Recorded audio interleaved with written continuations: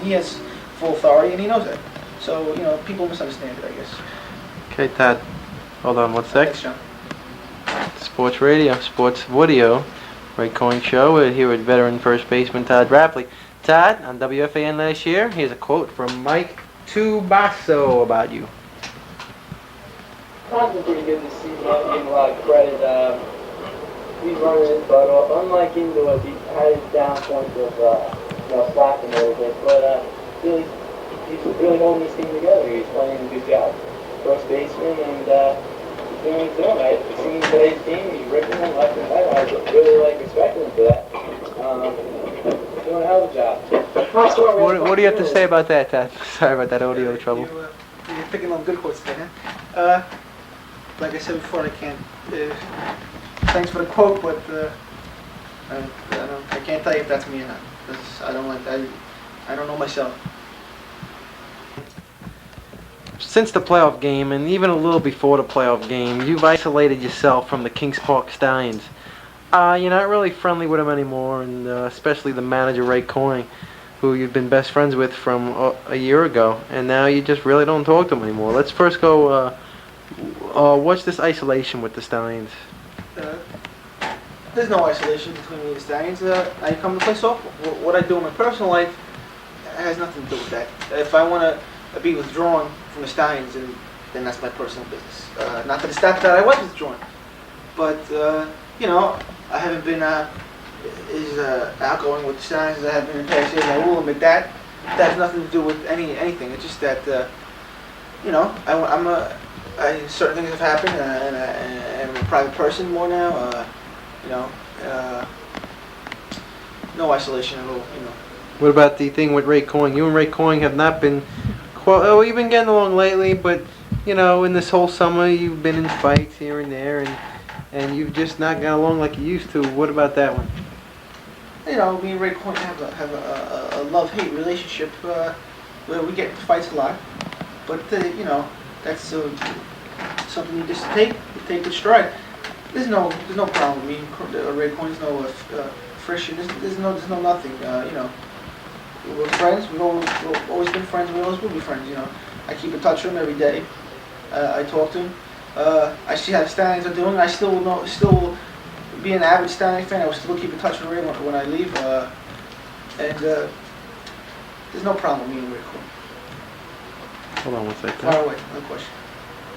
Todd, we really want to get your true feelings on you leaving to the Coast Guard. Who are you going to leave behind?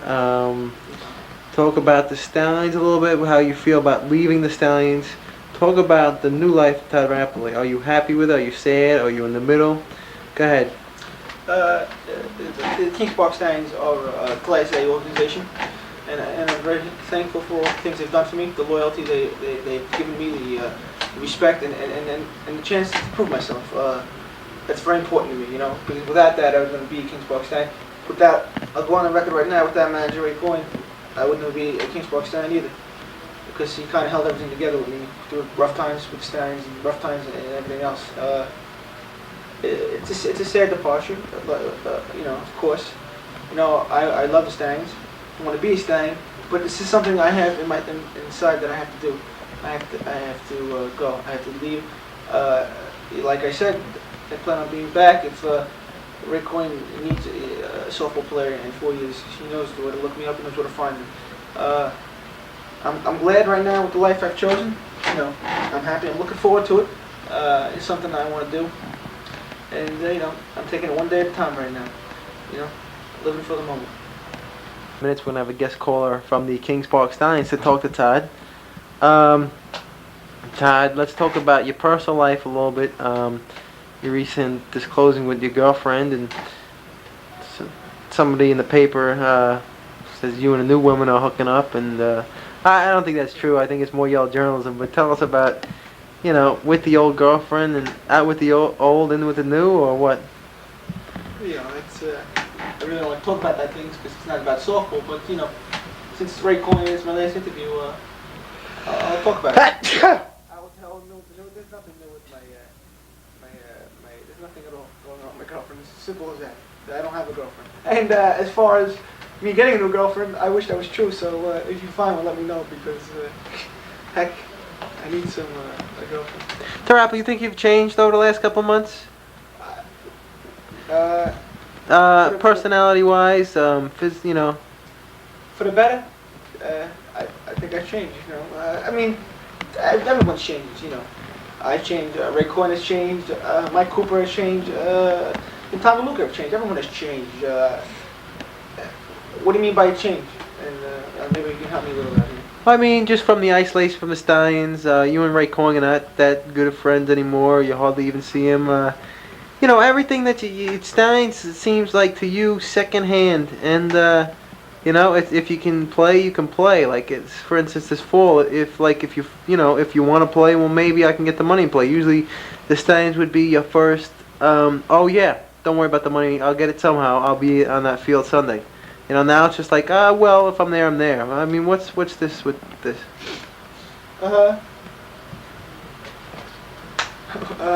There's nothing I can. Softball. The Steins are. When I get on the field, the only thing I have on my mind is Steins. Outside of life, there's more to life than baseball. I think I have a well balanced where I have. You know, my whole life is not the unrealistic world of softball. You know. My private life, my financial actions, my home life, my friends. That's what I think about when I'm on the field. When I'm on the field, softball is my only thing in my mind. That's the only thing I think about. So if I have changed, then I guess I have changed in that one respect. You know. Are you really happy from your change? I know from your change from 4 years ago when you were night with the hair down to your butt. Now you've changed and you've gotten very much bigger. Are you You happy? I know you must be happy from the change from 4 years ago, but are you happy with the change from last summer and from last winter? I mean, times you've had good times with Ray Coyne. Are you happy with it? Of course. Last year was was one of the best years of my life. You know, not just as softball. This year it was very difficult it was a very difficult time, and you know I took that. So I guess I've changed and I take it one day at a time now, you know.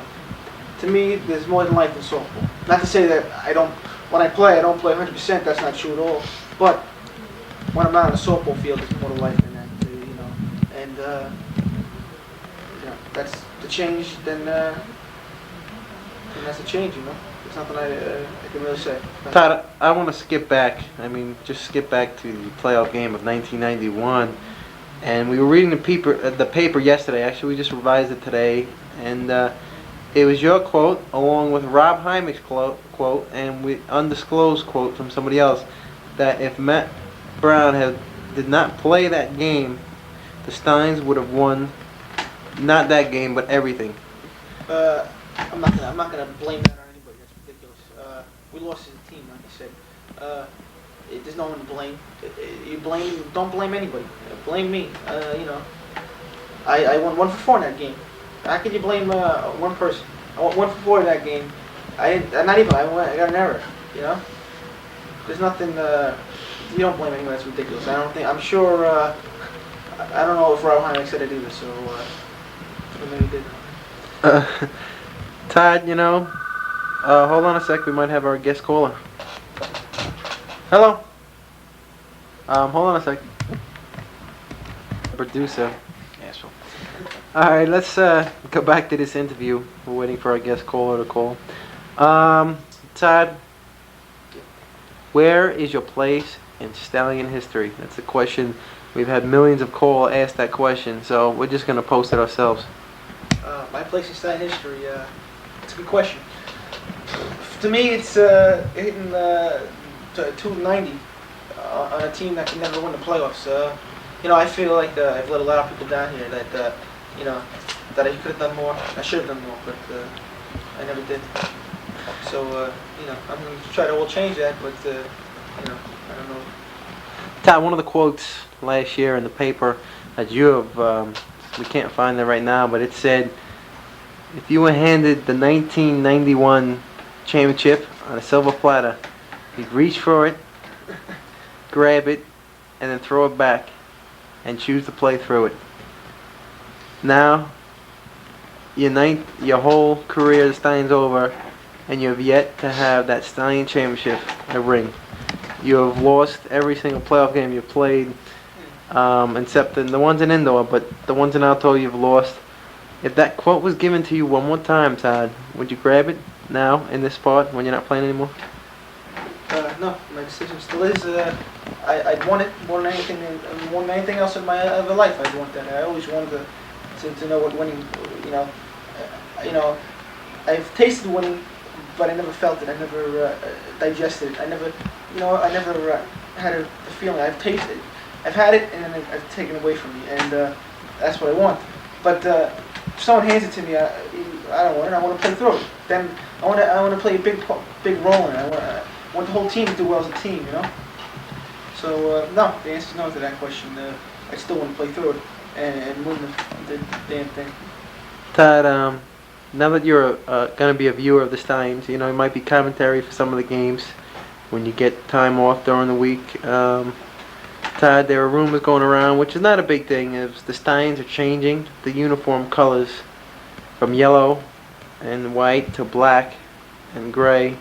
And you have said that is not right. You don't change tradition, but as Ray Coyne has put it, what kind of tradition do we have? Superstitious, who lost every playoff game. We have to do something. You look at it from two ways. Time, change always must happen from time. As long as there's time, there's got to be change. Then you look at the other way, where we're a pretty good damn ball team. I'm proud of being a Stallion, and I like what this uniform stands for. I like what it means, the colors, and I don't want that to change. But then time you have to change sometimes, and the Stallions are changing. There's going to be a whole new ball club this year. Half the guys aren't returning; they're going their separate ways. Some guys are released, some guys been traded, and Ray just went nuts when we lost. He changed the whole team, and I can't blame him for that. I mean, when you're 14-0 and you don't win the championship, there's something wrong there, and he took it upon himself to try to build a winner, and that's I'm 100% behind that. Todd, were you released from the team? You quit, right? Yeah. Contract's up. Contract's up. I don't want to talk about that right now. There will be a press conference when I do make my decision on this Kings Park Stallions. But as of right now, I'm not saying anything to press. Me and my agent and my agent Bob Wolf and Ray Coyne are going to sit down and have a talk about that. Todd, the day you leave, you're gonna look back at some of the videos and, like, you know, shed a little tear, or you know, of all the years back, you look back to when you were swinging a bat in Ray Coyne's basement, doing an interview back then, and you know, going back to that field where you did that interview with Rob Heimick, trying to get the pie in your face in the background, doing those weird noises, you know. You think back to all those memories you had. Is it gonna shed a tear for you when you leave? Like I've said, they're memories that I'll keep forever, and I will cherish, and I will always think about that. The times I had, those are the funnest times of my life playing softball. And yes, shedding a tear. You know, I will be sad, and I will miss the Stallions. But as I keep pointing out, hopefully I will be back. I will be back in 4 years if they need me. When I get out of the military in 4 years, the first team I'm looking to play for is the Kings Park Stallions under manager Ray Coyne. You know, you don't know what's gonna happen in 4 years. You know, Ray Coyne might not even be around anymore. He might not have the team. But I'm just saying, is it definitely 4 years, Todd? Could it be maybe 2 years? You might come back for a couple of games, or is that definite, Todd? The fans would like to know that one. As of right now, anything's possible. I might if I'm around and Ray Coyne needs a player, then yeah. If I have the time, if I'm around, if I can swing it, then yeah, I'll play Stallion softball. If not, then that's the way the cards hold it, because the one thing that won't change is softball. So. Todd, recall of all the games you played. Now, fans, if you didn't notice, he played every single game as a Stallion. Never missed a game. Recall of all those games, the best game you have ever played as a Stallion. The best game I ever, and most exciting, is the 1988 game versus the Scrappers playoff game, our first playoff game, where it was just a great game in itself because we were 8-4 that year. Nobody thought we were going to make the playoffs. I mean, we came off a 4-12 record, and here we are. We're in the playoffs with an 8-4 record, and no one thought we were going to be in the playoffs, and we defied the odds and we made it to the playoffs. And we went to extra innings that game, and we all. That was the whole. No one bitched or moaned to anyone that game. We all, like I said, we all between the white lines. We all came together, and we all played like a team, and. We lost in extra innings, but it was a good game, and that's my most memorable game as a Stallion. Todd, let's turn the tables. What about your worst game ever played? My worst game as a Kings Park Stallion would be the last playoff game this year, for many reasons. One, of course, the obvious reasons we lost. We blew the whole league there, and in the back of my mind, I said to myself, this could be the last game I ever play as a Stallion. So that's why it was the worst game for me ever.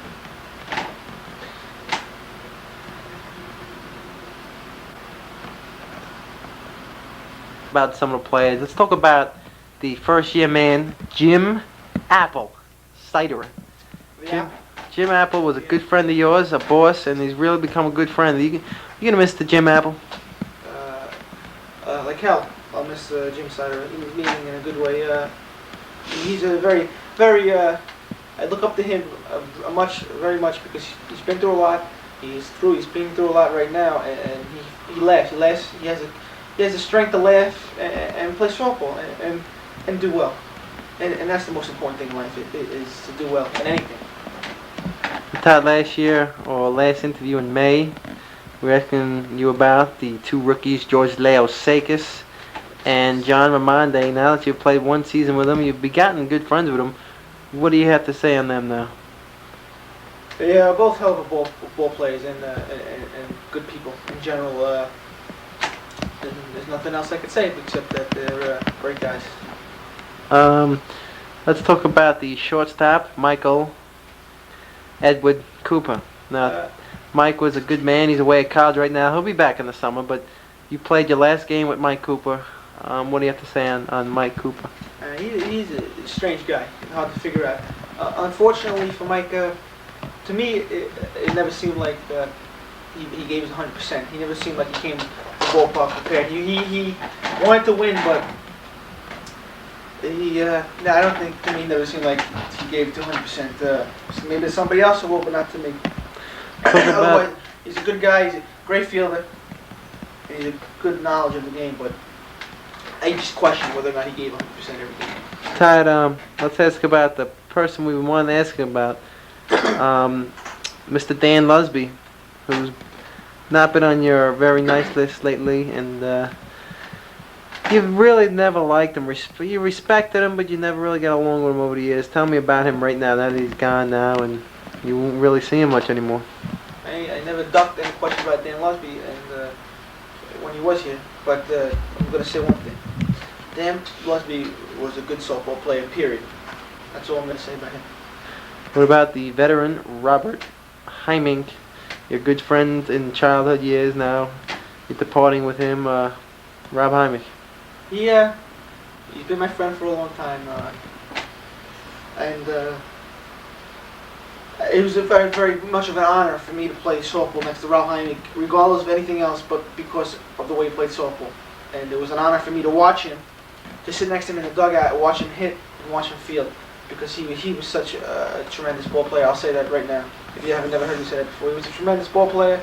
He could play. He could beat you any night. He could beat you 5 ways: hitting with power, running, fielding, and throwing.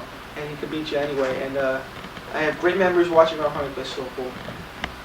And that's it. What about the man, the quiet man, right field that never really speaks out, comes to play his game of softball, and was a very nice guy and loved everybody on the team. His name was Michael Richard too. Go ahead. Mike too is a good softball. He's an all-star softball player right now as I speak. He would be one of the MVPs on the Kings Park Stallion. Right. In my opinion, he was the MVP this year because he did so good this year. It was unbelievable. Hitting, he hit with power. He hit everything off his bat was line drives. He threw his. I was playing third base for some of the games this year, and he threw every ball he threw from right field. From right field to third base, it was a rocket on the line. He's a great softball player. He worked hard. He made himself into a great softball player, and I have nothing but the utmost respect, because if he can do that in softball, then he can do that in life, and he'll do just fine. Let's talk about the man, the myth, the former manager. Everything that has been said about the catcher, the well-respected catcher, Thomas DeLuca. Tom DeLuca, like myself, is joining the military. I'm happy for him. He is a great catcher. He can hit. He again, and people think of him as someone who'll yell a lot. You see the highlights of the game. You see him yelling on the bench, yelling at everyone, yelling at me, yelling at Ray Cohen, because he wants to win and he wants to play. He wants to play and he wants to win, and that's the two most ingredients in a good ball player. Let's talk about the second-year man, the center fielder, the utmost man that should not bat third, according to you last year, Mr. Scott S. Hine. He's another great all-around ball player. He can run, he can hit, he can get on base for you, he can run the bases, and he can field. And that's all there is to say about him. The man you've known for 4 years, the pitcher Christopher Coiro. I'll go on record right now and say that if it wasn't for Chris Coiro, we would not have made the playoffs this year, because he is an excellent pitcher. I've talked to players on other teams where they've said that they said to me, I talked to one player on the Camels, I think it was. He says to me, he goes, "You got a great pitcher there. He throws the ball, arcs that ball perfectly, where you just can't do anything with it. It's a strike, and you can't do anything with the ball." So championship teams are built with pitching and great defense, and we always had great pitching. And he's a stand. He's been on a veteran. He's been on the stands for a long time, and I have nothing but the utmost respect for Chris Coiro. Let's talk about the final man, the left fielder, the manager, the friend, Mr. Raymond Anthony Coyne. Go ahead. Raymond Anthony Coyne. There's not much I've not said about Ray Cohen already, but he's a great softball player. He wants to win. He wants to win, and he'll make no doubt about it. He wants to be the straw that stirs the drink. There's nothing